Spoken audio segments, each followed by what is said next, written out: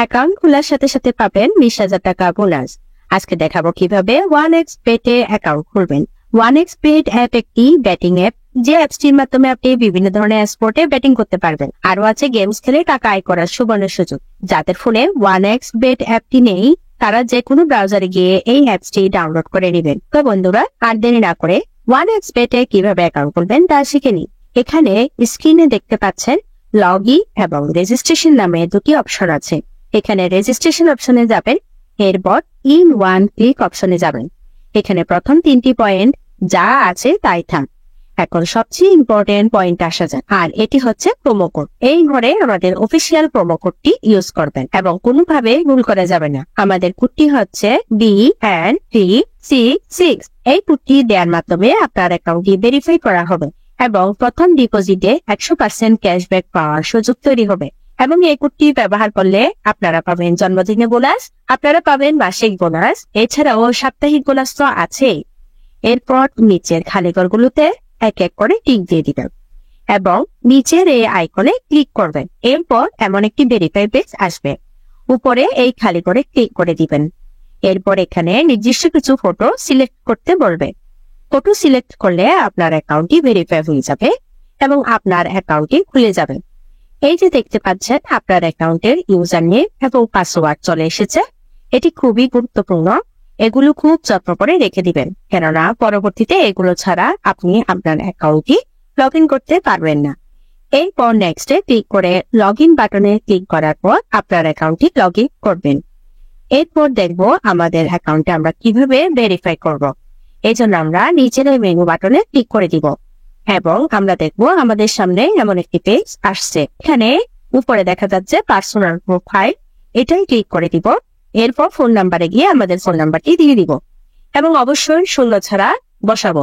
এরপর নেক্সট বাটনে ক্লিক করলে আমাদের ফোন নাম্বারে একটি কোড যাবে এবং এই কোডটি বসাতে হবে এবং নিচের কনফার্ম বাটনে ক্লিক করতে হবে।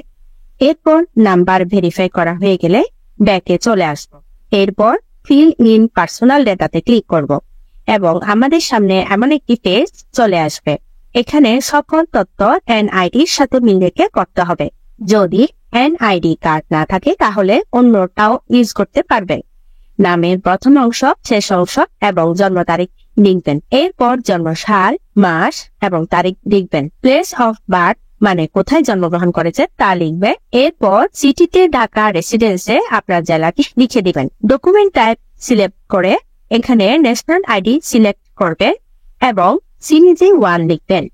ডকুমেন্টের ঘরে আপনার এনআইডি নাম্বার লিখে দিবে। যদি এনআইডি না থাকে তাহলে মোবাইল নাম্বার বসিয়ে দিবেন। এরপর ডেট অফ ইস্যুর জায়গায় এনআইডি উল্টা পাশে ডেট অফ ইস্যু ডেট দেয়া আছে সেটি বসিয়ে দিবেন। ইজ গুড বাই এই ঘরে বিডি গভর্নমেন্ট লিখে দিবেন। বন্ধুরা, একবার ভালোভাবে সবকিছু চেক করে নিব। সবকিছু ঠিকঠাক থাকলে তাহলে পাশে থাকা এই আইকনে ক্লিক করব এবং ক্লিক করার মাধ্যমে আমাদের অ্যাকাউন্টটি ভেরিফাই হয়ে যাবে। এখন আমরা দেখব কিভাবে অ্যাকাউন্টে টাকা ডিপোজিট করা যাবে। ডিপোজিট করার জন্য আমরা ব্যাকে চলে আসব। এখানে উপরে দেখা যাচ্ছে ডিপোজিট বাটন, সেখানে ক্লিক করব এবং আপনারা দেখতে পাবেন এমন একটা পেজ চলে এসেছে। এখানে টাকা ডিপোজিট করার অনেকগুলো মাধ্যম রয়েছে। এখন আমি আপনাদের নগদের প্রসেসটি দেখিয়ে দিচ্ছি। এজন্য নগদ অপশন ক্লিক করবেন। এরকম একটি পেজ দেখতে পাবেন। এখানে 300 থেকে 20,000 টাকার মতো ডিপোজিট করা যায়। আমি এখানে 300 টাকার ডিপোজিট করব, তাই এখানে 300 টাকা লিখে দিচ্ছি। এখন কোন নাম্বারে টাকা পাঠাবেন তাই তো ভাবছেন? ওই যে উপরে দেওয়া আছে নগদ ওয়ালেট নাম্বার, এখান থেকে নাম্বারটি কপি করে নেবেন। আগেই জানিয়ে রাখছি এই নাম্বারটি প্রতিবার চেঞ্জ হয়।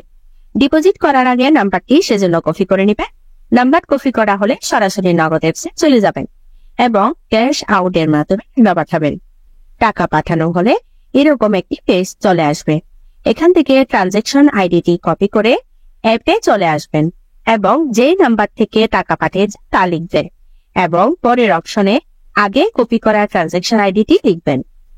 এরপর কনফার্ম বাটনে ক্লিক করবেন এবং এর মাধ্যমে আপনার অ্যাকাউন্টে ডিপোজিট করা হয়ে যাবে এবং কিছুক্ষণ অপেক্ষা করলে আপনার অ্যাকাউন্টে টাকা অ্যাড হবে। তো বন্ধুরা, আজকের ভিডিওটি থাকছে এ পর্যন্তই। ধন্যবাদ সকলকে।